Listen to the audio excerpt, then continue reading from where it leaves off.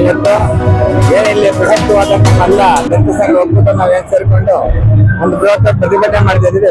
ನ್ಯಾಯಯುತವಾದ ಪ್ರತಿಭಟನೆ, ಪತ್ರಿಕಾ ಪ್ರತಿಭಟನೆ.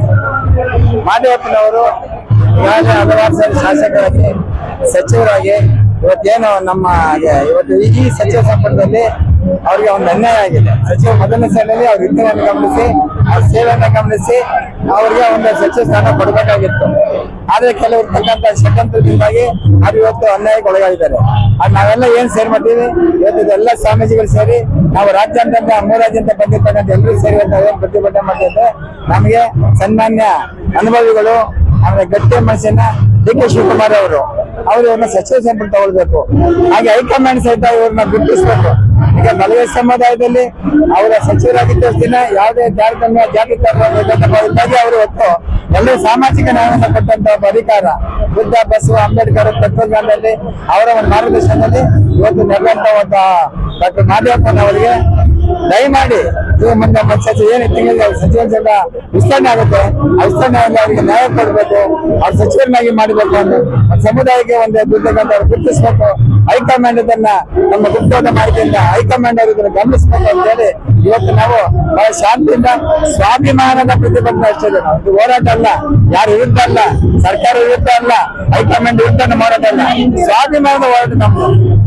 ಎಸ್.ಸಿ. ಮಾದೇವಪ್ಪ ಅವರಿಗೆ ಸಚಿವ ಸ್ಥಾನ ಕೊಟ್ಟಂತ ಹೋರಾಟ ಅಷ್ಟೇ ನಮ್ದು.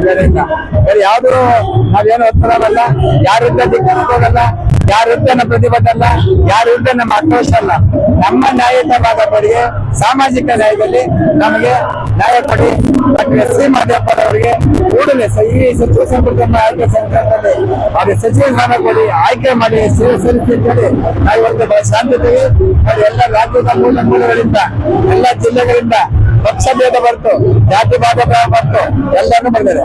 ಇವತ್ತು ಬಹಳ ಕ್ಲಿಷ್ಟಕರವಾದ ಒಂದು ಏನಿದೆ ಸೋಷಿಯಲ್ ಮಾಧ್ಯಮದ ಒಂದು ಆಯೋಗದ ವರದಿ ಏನಿತ್ತು, ಸದಸ್ಯ ಆಯೋಗವನ್ನ ನಮ್ಮ ಹೆಸರಾಂತ ಹಾಗೆ ಅನುಭವಿ ಅವರನ್ನ ಸನ್ಮಾನ್ಯ ಸಿದ್ದರಾಮಯ್ಯನವರು ಅವ್ರ ಸಚಿವ ಮಾದೇವಪ್ಪನವರು ಒಂದುಗೂಡಿಸಿ ಅದನ್ನ ಕ್ಲಿಷ್ಟಕರ ಸಮಸ್ಯೆನ ಸೂಕ್ಷ್ಮವಾಗಿ ಬಗೆಹರಿಸಿದ್ದ ಅವ್ರಿಗೆ ಹೆಮ್ಮೆ. ಜೊತೆಗೆ ಏನಿದೆ ಎಲ್ಲ ಶಾಲಾ ಕಾಲೇಜುಗಳಲ್ಲೂ ಒಂದು ಏನು ಎಲ್ಲ ಸಂವಿಧಾನ ಪೀಠಿಗೆಯನ್ನು ಓದ್ಲಿಕ್ಕೆ ಅವರೊಂದು ಮೂಲ ಕಾರಣಕರ್ತರು ಎಲ್ಲವನ್ನ ಗಮನಿಸಿ ದಯಮಾಡಿ ಅವರಿಗೆ ಮುಂದೆ ಸಚಿವ ಸಂಪುಟದಲ್ಲಿ ಸಚಿವರನ್ನು ಮಾಡಬೇಕು ಅಂತ ನಾವು ಈ ಮೂಲಕ ಸರ್ಕಾರಕ್ಕೆ ಆಗ್ರಹ ಮಾಡಿಸ್ತೇವೆ. ಹಾಗೆ ಹೈಕಮಾಂಡ್ ಆಗ್ರಹಿಸ್ತಾರೆ. ಒಂದ್ ವೇಳೆ ಮಾಡಿದ್ರೆ ಮುಂದೆ ಕಾಂಗ್ರೆಸ್ ಪಕ್ಷಕ್ಕಿಂತ ವಿಚಿತ್ರ ಪರಿಣಾಮ ಆಗ್ತದೆ ಅಂತ ಹೇಳಿ ಮನೆಯನ್ನೇ ಮಾಡಿಕೊಳ್ಳಿ.